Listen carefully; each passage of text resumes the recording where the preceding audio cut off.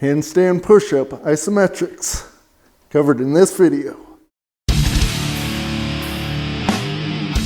Hey, it's Logan Christopher from Legendary Strength, and in this video we're detailing handstand push-up isometrics.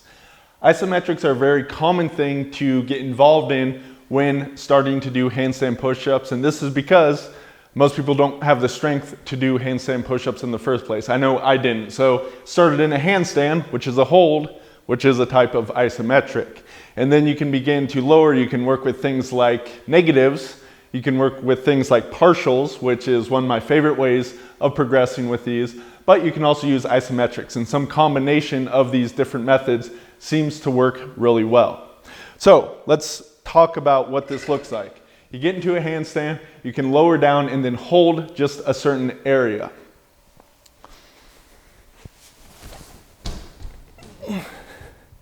Now this hold may just be a few seconds, or you could certainly go on to a lot of seconds in doing that. One of the things you want to recognize with doing handstand push-up isometrics is what is the sticking point or what is the weak point that you're trying to work on. Now, with another way of doing the handstand push-up isometrics would be just starting from a headstand position. Sometimes this exercise is called the headstand push-up because you come down to a headstand, but you're still moving through a handstand, so I find that a bit confusing.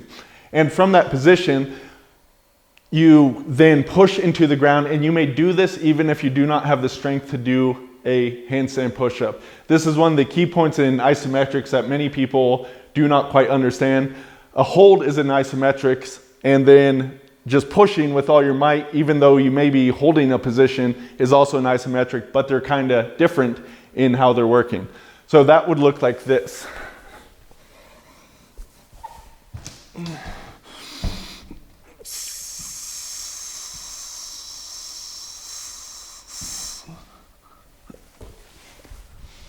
In general, a good timing to work with, to start with in isometrics, is between 6 and 10 seconds, and you may do something like the pressurized exhale through that time. So these are good, just a couple examples.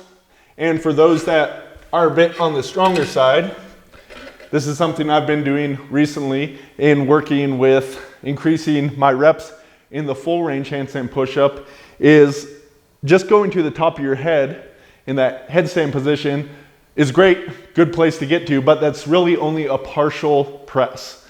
Ultimately, if you can dip between something like two chairs, this is where you get a full range of motion. However, when I'm doing isometrics like this, you can do isometrics in different ranges, but recognize with any exercise there is ultimately a sticking point or a weak range of motion. And if you only do isometrics in this portion, it's generally going to help you because it is the weakest portion. In this, it's not quite the bottom position. For whatever reason, you just have a little better leverage to do this. It is right around nose-eye level. So you'll notice I'll start in the top position, I'll descend, and then I'll hold. And it's not just a hold, I'm isometrically pressing while doing this.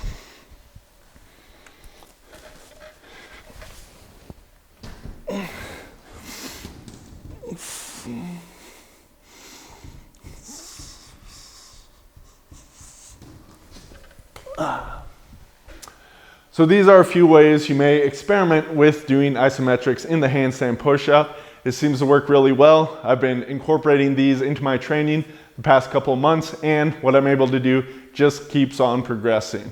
Ultimately, that's what you want. If you really like this stuff, be sure to check out legendarystrength.com, and over there you can find my book, The Ultimate Guide to Handstand Push-Ups. Wrote it, I think, about 10 years ago now, and still it is one of the best things out there to really accelerate your training, to take you from 0 to hero with handstand push-ups and covering everything in between. So check that out.